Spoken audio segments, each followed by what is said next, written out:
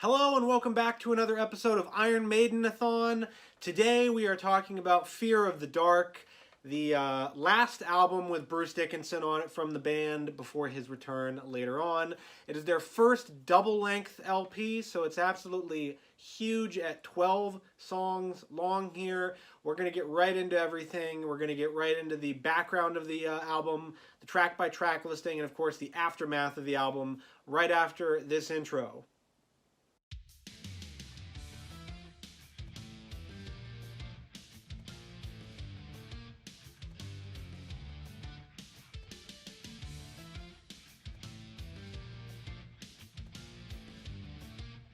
Whatever, who gives a shit? I'm talking about video games.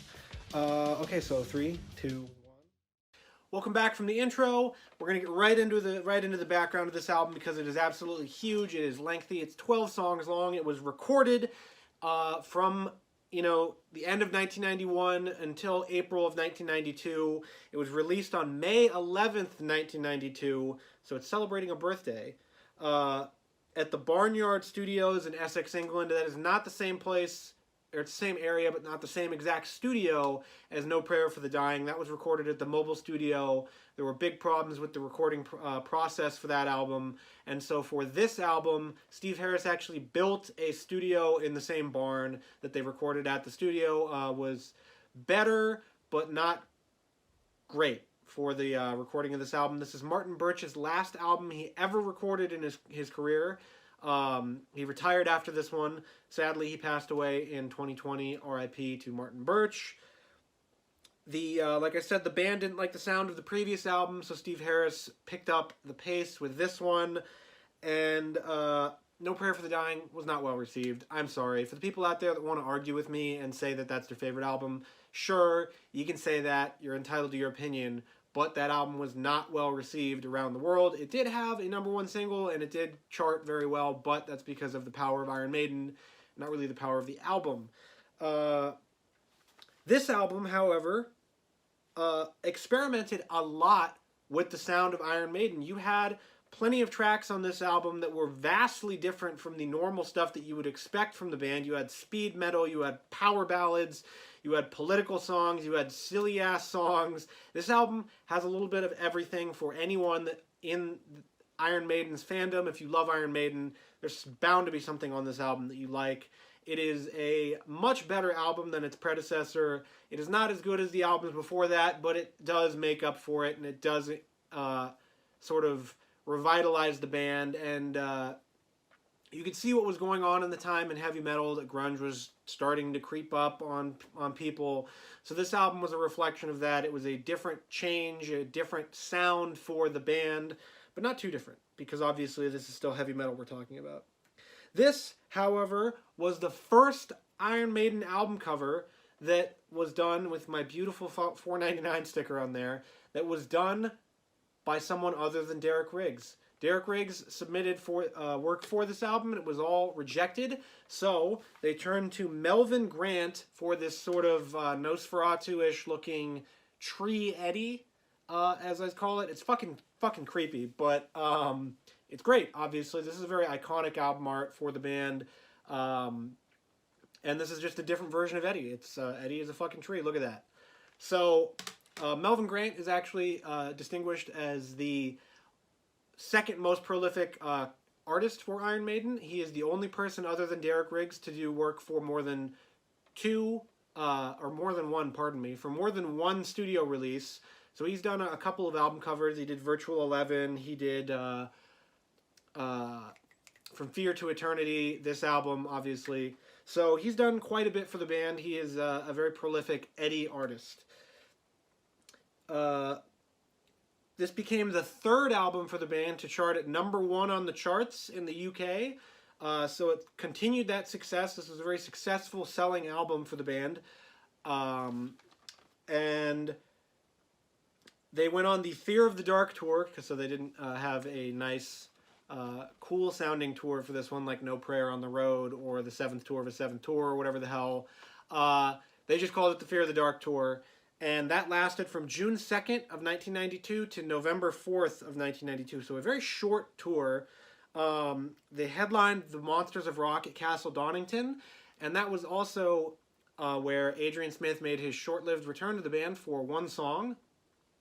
On that tour and on that show, they played Running Free as their encore, and Adrian Smith came out and played the song with them. That's a very cool, awesome live video. If you ever want to check it out on YouTube or wherever, just type in Running Free live at Donington, and you'll get to see. It's a very energetic performance by the band. It's great. I love that recording.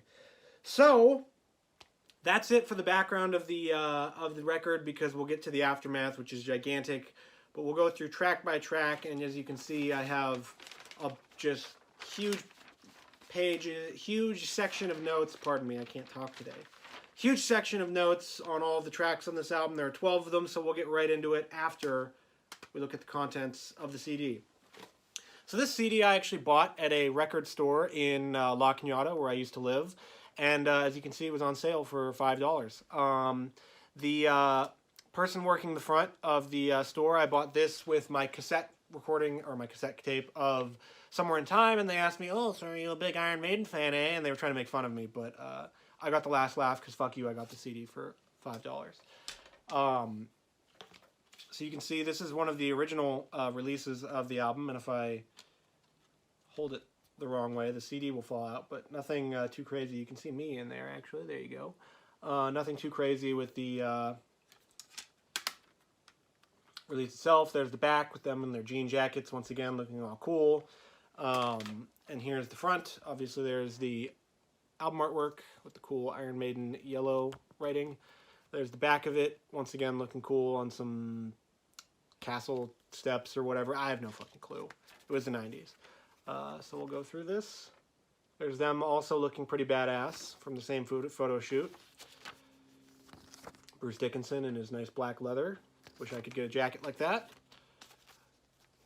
Dave Murray. There's Yannick.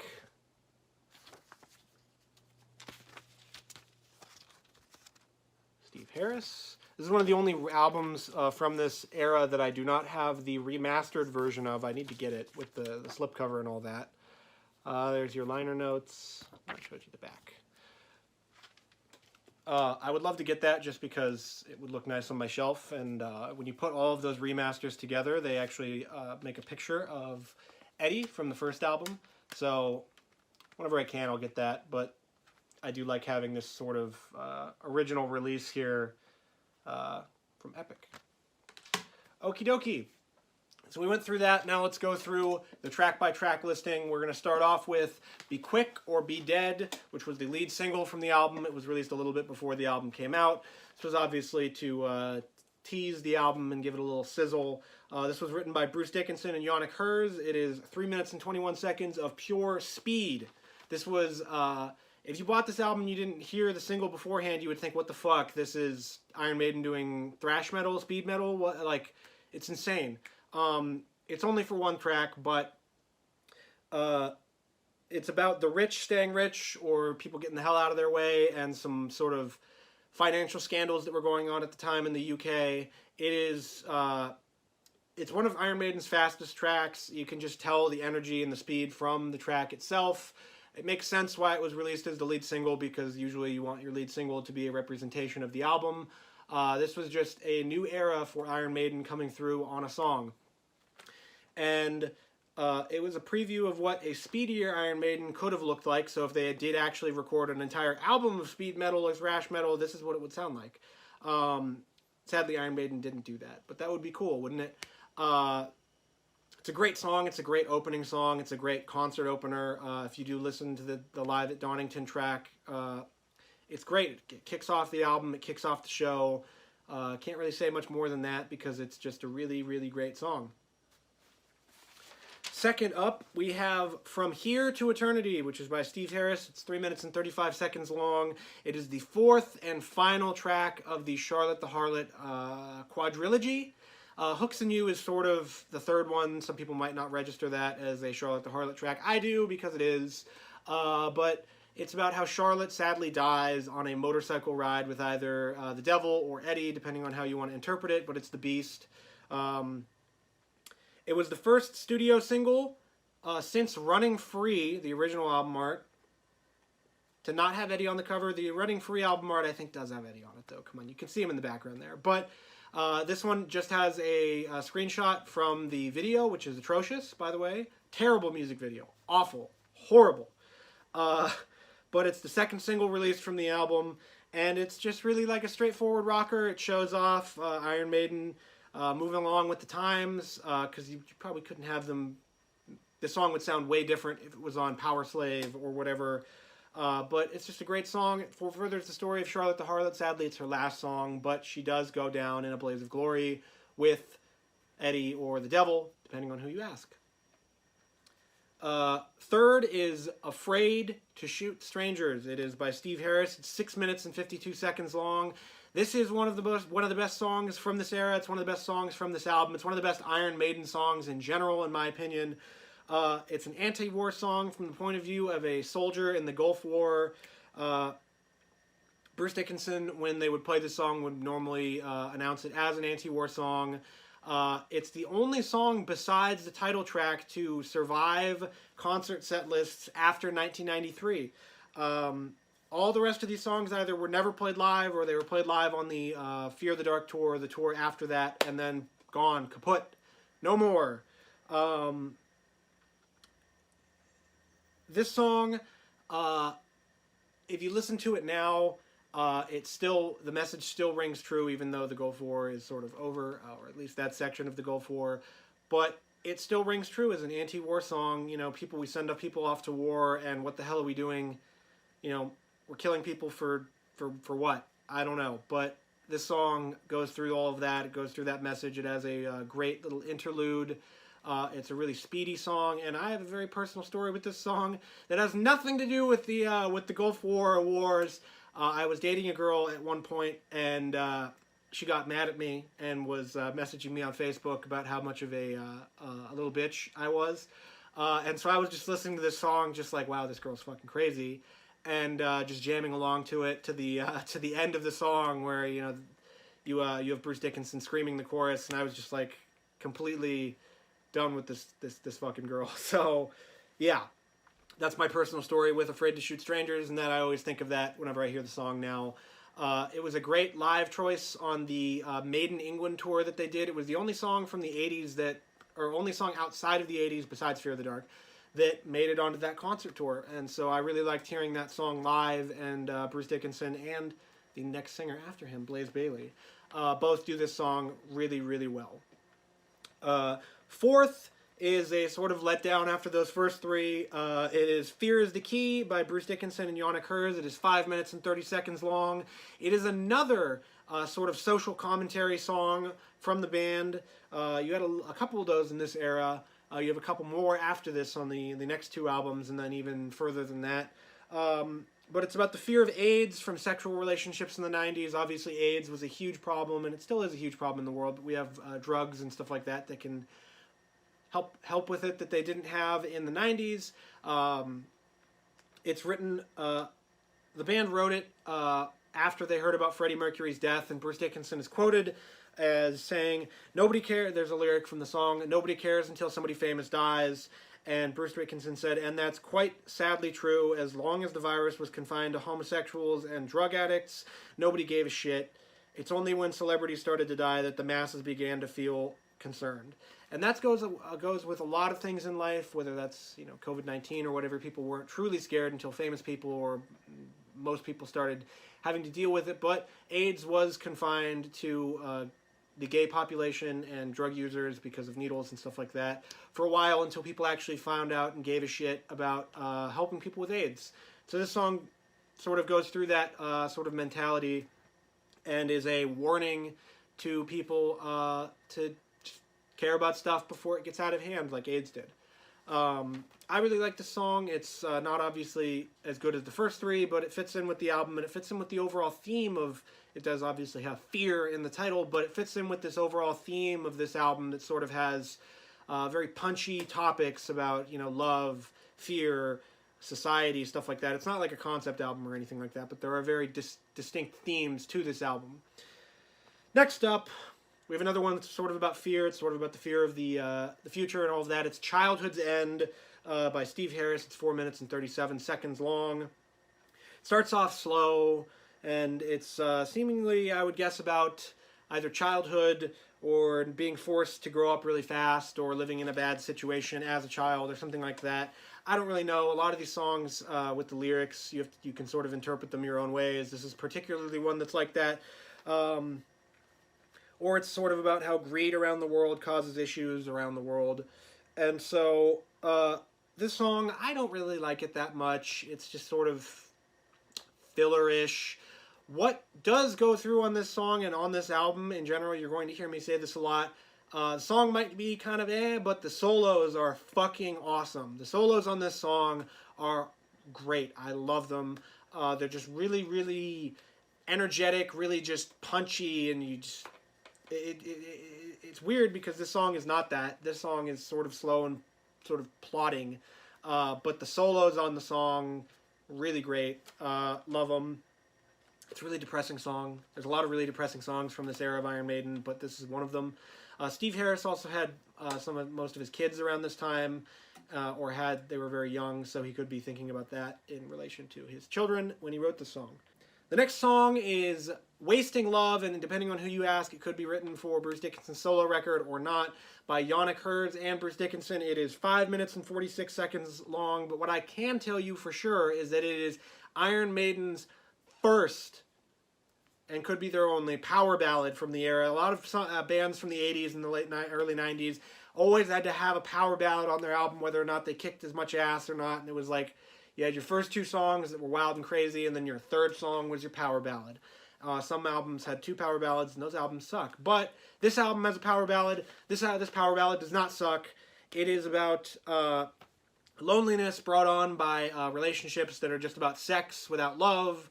It's strangely topical if you look at sort of the climate of dating these days, where there's a lot of people on dating apps and stuff like that. I know I am. Whether you've got your Tinders or your whatever the hell you're talking about. But there's a lot of people out there looking for sex, and there are a lot of people out there looking for love, and there's some people out there that could be looking for both that aren't getting both, and this song is for you people. It's another sad song, another sort of depressing song from the record.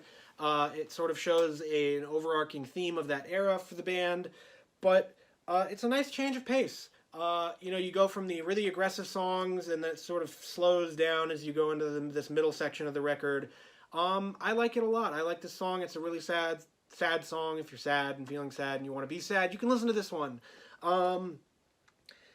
It fits in with the themes of love, sort of stuff like that with the record, so I can't really say anything bad about it. Some people might not like it because it's a power ballad, but it's Iron Maiden. Iron Maiden, most of their songs are good. This one is a good one. Next up, we have a not-so-good one. There are a couple songs on this album, because it is 12 songs long, that I would just chop off. And we've got The Fugitive by Steve Harris coming in at 4 minutes and 52 seconds.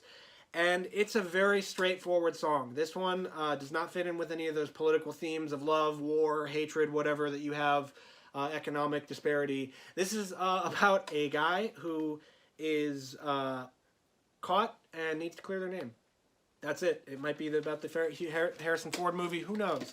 But it's not the most exciting track off the album. Sad to say, it sounds like a rejected song from No Prayer for the Dying. But what can you do? I would cut this to make the album shorter. I really don't have that much to say about this one. But, like I said before, the solos are fantastic. The breakdowns are fantastic. If you're going to listen to this song, listen to it just for the solo, because the solos are perfect. Other than that, kind of I don't know. Next up, we have a song that I think should be a single from the album. It is Chains of Misery by Bruce Dickinson and Dave Murray. It comes in at 3 minutes and 33 seconds long, so it's not very... it's a very short song. It's my runner-up for most underrated track on the album. The most underrated comes later after this, but this song should have been a single. This song should be more popular. This song is great. I really like this song. I went through a deep dive of Iron Maiden, obviously. I do that all the time. And I found this song and I went, wow, what the hell? Why isn't this song more popular? This song is awesome. It's about being caught up or trapped in general, or whether that's by somebody who's holding you, or society, or something like that. It's another great song with another great sounding solo. If you can think Fear the Dark, that might be the tagline, is Fear the Dark. It's pretty good, but the solos are really great. So, that's what I can say about this song. Chains of Misery, another great song from Fear of the Dark. Next up, we have The Apparition by Steve Harris and Yana Kurz at 3 minutes and 53 seconds long. It's another silly one from Steve Harris. It doesn't really fit in with the sort of vibe of the album with the rest of the tracks, but it's a silly one about someone who has died and has come back as a ghost to help their friends. It's a strange one. It doesn't really fit in with the rest of Iron Maiden's vibe. You should count on your friends, count on your true friends in life. That's what you can sort of glean from this song.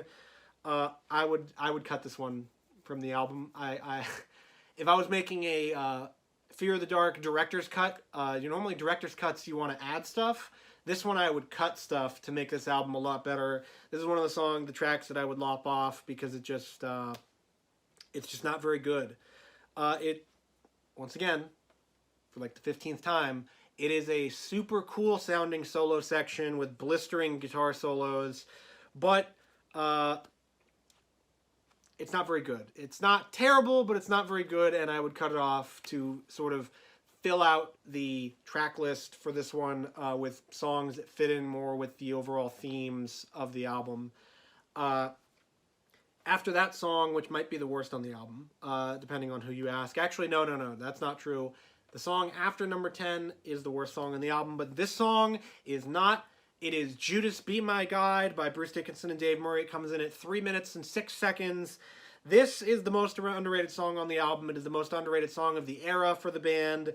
It is my favorite track off the album. It is mind-blowing why this song was not chosen as a single for the album, why it was not chosen as the lead single for the album, why it has not played live, why it hasn't been played live since, why people don't talk about this song more. It is buried at the end of this album. It should be in the first 3 songs. It should be the lead single off this album. Be Quick or Be Dead is really good. I think this song is better. I think this song should have been what this album was all about. It has just absolutely intense electric guitar playing from Dave Murray and Yana Kurz on it. It is I don't know the true meaning of the song. It could be about the biblical fucking characters. It could be about Judas Priest for all we know. I don't know. I don't really care. It is fantastic.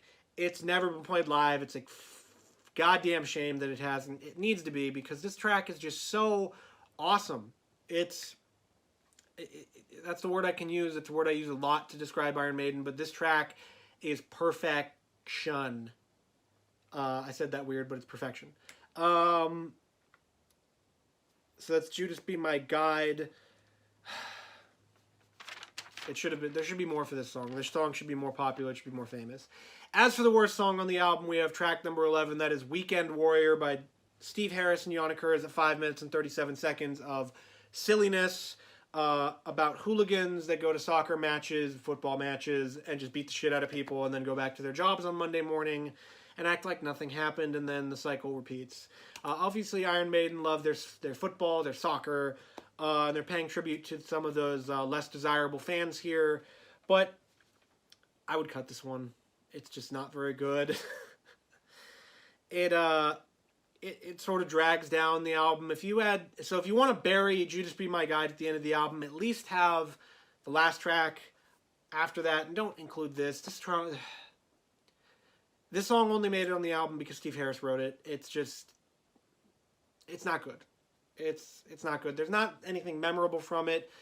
It's just really bad. It's just a sign of this. There's obviously signs of this era that are really good, that you're like, wow, that's a really good Iron Maiden song. I'm really glad they recorded it. And then there are signs of this era that are really bad, where you can see like Mother Russia that's just like indulgent in the crap. This song is another one. It's just very indulgent, and just, it should have been a B-side. If you want to record a song that's paying tribute to shitty soccer football fans, do it as a B-side, please, because this song is really silly. It's sort of jokey, and it shouldn't have been on this album. What makes up for the fact that Weekend Warrior is on this album is the 12th and final track, the title track, Fear of the Dark. Written by Steve Harris, coming in at 7 minutes and 16 seconds long. I have written down here, I have just one word: masterpiece. this is the main event of this album. This is the song that everyone knows from this album. This is one of the songs that you hear from Iron Maiden outside of those couple, Number of the Beast, Run to the Hills, Trooper, that you hear. You hear Fear of the Dark, and you know Iron Maiden. This song is great on the studio recording, but oh my God, is it so much better live. This is one of those songs where you hear it and you go, well, the studio version's really good. The live version is a religious experience when you hear it, especially with a great crowd. When the crowd starts singing along almost louder than the band at certain points, it is a religious experience. You put your hands up in the air and you go, this is God. Whether you believe in God or not, I don't know. But it does also have that sort of speed metal sound to it, so if you listen to Be Quick or Be Dead, you can also listen to this track and get sort of that, what would Iron Maiden sound like if they were playing speed metal? This is sort of that. This sort of goes along with that. Back when I first started listening to Iron Maiden when I was in 8th grade, I actually gave myself a neck injury, a sort of headache, and a neck injury. I might have sprained my neck, I don't know. Headbanging to this song because I was so excited to hear it. It's just one of those songs that, you hear it and it gets you going. That's it. That's this song in a nutshell. It is perfection. It is about your fears, whether that's this man that the song is talking about's fears or just fears in general. It is almost chilling, almost makes your skin crawl with some of the stuff that the song is talking about, but it is just perfect from every angle. Perfection. Great song to end this album. I'm surprised they've never closed a concert with this song, but this song has remained in concert set lists every single show besides 2005. Since then, on this tour, they played it in the middle of the set list. But after that, when they came back, this song was the song that when they play it, well, the concert's coming to its close. You're going to hear Iron Maiden, and then you're going to hear the encore. But this song always has that special main event slot in the concert set list. You get all the theatrics. You get the crowd singing, you get the ambiance, you get the atmosphere, you get Bruce Dickinson dressing up usually with a lantern like he did on the latest tour that they had. It is just, if you haven't listened to it live, go do it. It's a religious experience. Pick any of the concerts that they've played it at because you'll get a great experience out of it. This is the most iconic song of the 90s from the band. It's not close. So yeah. That's Fear of the Dark. That's the track-by-track listing. We're going to get into the aftermath, but I'll give it a nice little score. On my original written review, I gave it a 7.75 out of 10. I would hold that review score to be true today. If you wanted to make a track list of the songs that were cut, so you would cut out Weekend Warrior, you would cut out The Apparition, you would cut out The Fugitive, and you would have 9 songs of Iron Maiden greatness. If you cut off those 3 songs, you would probably have an album that's about a 9 out of 10. Really, really good album. But with those songs, it drags the score down a little bit. It is not as bad as No Prayer for the Dying. This is an album that a lot of people out there I know started their journey with Iron Maiden with because it came at a hugely popular time with the band. I didn't obviously start because this album came out before I was born, but this album holds a special place in my heart for a lot of those personal reasons, like I'm Afraid to Shoot Strangers and Fear of the Dark. I like this album a lot. It's definitely not their worst. Definitely not their best, though. The aftermath of this album is huge. In 1993, Bruce Dickinson announced that he would be leaving Iron Maiden. He wanted to have a solo career. He wanted to go off on his own. He was sort of sick of the grind of being in one of the biggest heavy metal bands ever, and so he wanted to do his own thing. He got a taste of that with Tattooed Millionaire, and he wanted some more. So he announced his departure in 1993, but he agreed to stay on for one more tour, a farewell tour, and a live album. That farewell tour was the Real Live tour. You can listen to some of the recordings from it from the Real Live Dead album. It did not go well.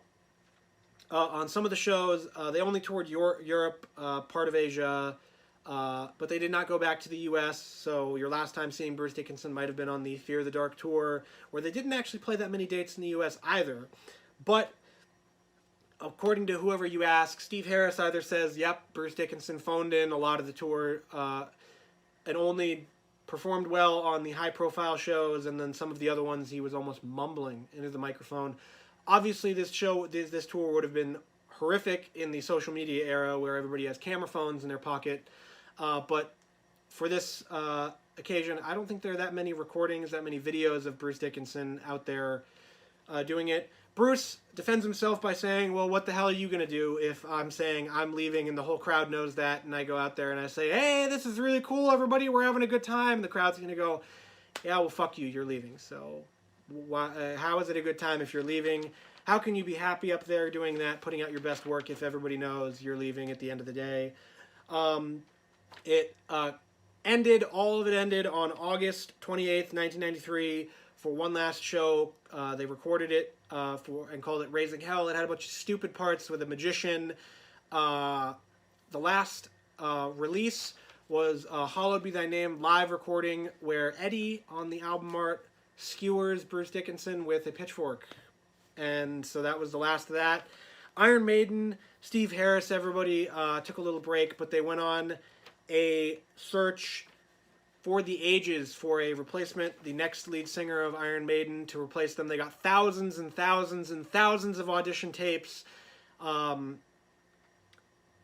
But at the end of the day, there are no official finalists besides the person who won the job.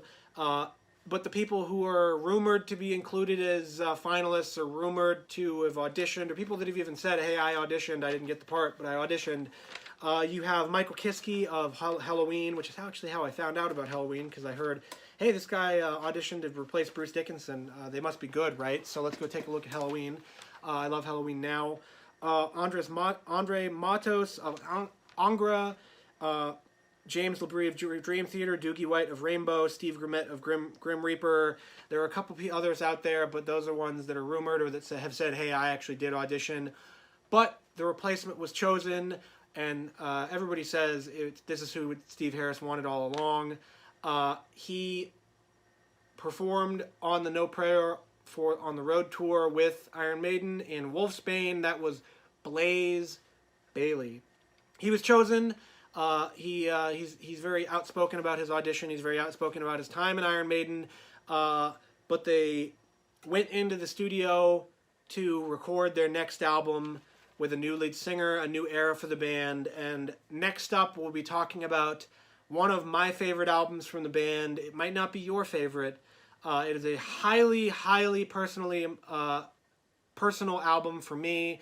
It is a dark, depressing album for the band. But that is The X Factor coming up, and I love that name for the album because it has so many different connotations, whether we'll get into that when we get to The X Factor. But for now, we talked about Fear of the Dark. Thank you for listening. Thank you for watching. Make sure you do all of that YouTube stuff like, comment, subscribe. We are on our way to 100 subscribers. We were at 69 a couple days ago. We got past that number, but we are on our way to 100. Please get me to 100. Get me to everything past that. For more things, Iron Maiden, heavy metal, collectibles, whatever you want. Stay tuned for our review of The X Factor. Thank you for watching. Up the irons, and have a nice day.